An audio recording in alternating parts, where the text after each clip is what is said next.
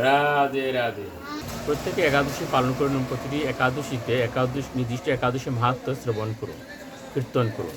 যদি পাঠ করতে না পারেন তাহলে শ্রবণ করুন। এখন আমি আপনাদেরকে মোহিনী একাদশী ব্রত মাহাত্ম্য পাঠ করে শোনাচ্ছি।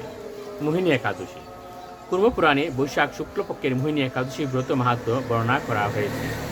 মহারাজ যুধিষ্ঠির বললেন, হে জনার্দন, বৈশাখ শুক্লপক্ষে একাদশীর কী নাম, কী ফল, কী বিধি, এ সকল কথা আমার নিকট বর্ণনা করুন।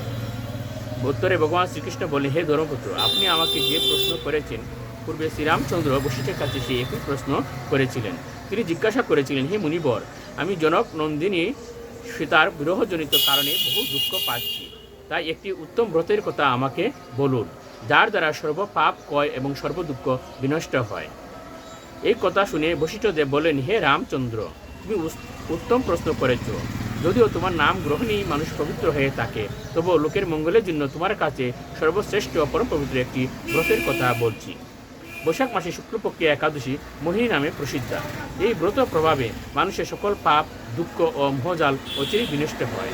তাই মানুষের উচিত সকল পাপ ক্ষয়কারী ও সর্বদুঃখ বিনাশী এই একাদশী ব্রত পালন করা। একাগ্র চিত্তে তার মহিমা তুমি শ্রবণ করো। এই কথা শ্রবণ মাত্রেই সমস্ত পাপ বিনষ্ট হয়।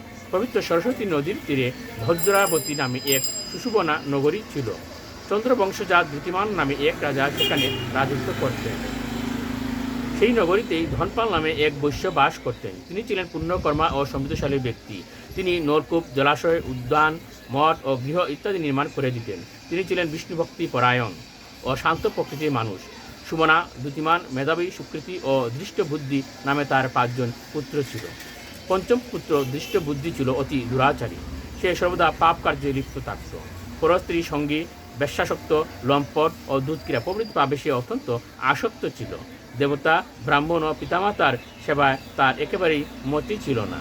সে অন্যায় কার্যে রত, দুষ্ট স্বভাব ও পিতৃদন ক্ষয়কারক ছিল। সবসময় সে ভক্ষণ ও সুরাপানে মত্ত থাকত। পিতা ধনপাল একদিন পথ চলছিলেন। হঠাৎ তিনি দেখতে পেলেন দৃষ্টবুদ্ধি এক বেশ্যার গলায় হাত রেখে নিঃসংকোচে ঘুরে বেড়াচ্ছে। তার নির্লজ্জ পুত্রকে এভাবে চৌরাস্তায় ভ্রমণ করতে দেখে তিনি অত্যন্ত মর্মাহত হলেন। এই কুস্বভাব দর্শনে ক্রুদ্ধ হয়ে তিনি তাকে গৃহ থেকে বার করে দিলেন। তার আত্মীয় স্বজনও তাকে পরিত্যাগ করল। সে তখন নিজের অলঙ্কারাদি বিক্রি করে জীবন অতিবাহিত করত। এইভাবে কিছুদিন চলার পর অর্থাভাব দেখা দিল। ধনহীন দেখে সেই বেশ্যাগণও তাকে পরিত্যাগ করল। অন্য বস্ত্রহীন দৃষ্টবুদ্ধি ক্ষুধায় তৃষ্ণায় অত্যন্ত কাতর হয়ে পড়ল। অবশেষে নিজের গ্রামে সে চুরি করতে শুরু করলো। একদিন রাজপ্রহরী তাকে ধরে বন্দি করলো, কিন্তু পিতা সম্মানার্থে তাকে মুক্ত করে দিল। এভাবে বার কয়েক সে ধরা পড়ল ও ছাড়া পেল, কিন্তু তবু সে চুরি করা বন্ধ করল না। তখন রাজা তাকে কারাগারে বদ্ধ করে রাখলেন। বিচারে সে কষাঘাত দণ্ড ভোগ করল। কারাভোগের পর অরণ্য উপায়ে দৃষ্টিবুদ্ধি বনে প্রবেশ করল। সেখানে সে পশু পাখি বধ করে তাদের মাংস ভক্ষণ করে অতি দুঃখে পাপময় জীবন যাপন করতে লাগলো। দুষ্কর্মের ফলে কেউ কখনো সুখী হতে পারে না, তাই সেই দৃষ্টবুদ্ধি দিবারাত্রি দুঃখ সুখে জর্জরিত হলো।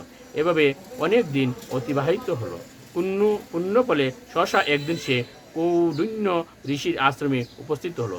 বৈশাখ মাসে ঋষিবর গঙ্গা স্নান করে আশ্রমের দিকে প্রত্যাবর্তন করেছিলেন। শুকাকুল দৃষ্টবুদ্ধি তার সম্মুখে উপস্থিত হলো। ঘটনাক্রমে সেই ঋষির বস্ত্র হতে এক বিন্দু জল তার গায়ে পড়ল। সেই জল স্পর্শে তার সমস্ত পাপ দূর হলো। হঠাৎ তার শুভবুদ্ধির উদয় হলো। ঋষির সামনে সে কৃতাঞ্জলি ফুটে প্রার্থনা করতে লাগলো, এ ঋষি শ্রেষ্ঠ, যে পুণ্য প্রভাবে আমি এই ভীষণ দুঃখ যন্ত্রণা থেকে মুক্তি লাভ করতে পারি তা কৃপা করে আমাকে বলুন। ঋষিবর বললেন, বৈশাখ মাসে শুক্লপক্ষে মোহিনী নামে যে এক প্রসিদ্ধ একাদশী আছে, তুমি সেই ব্রত পালন করো। সেই ব্রতের ফলে মানুষের বহু জন্মার্জিত পর্বত পরিমাণ পাপরাশিও ক্ষয় হয়ে থাকে। মহামণি বশিষ্ঠ বললেন, কৌডিন্য ঋষির উপদেশ শ্রবণ করে প্রশ্নচিত্তে দৃষ্টবুদ্ধি সেই ব্রত পালন করল।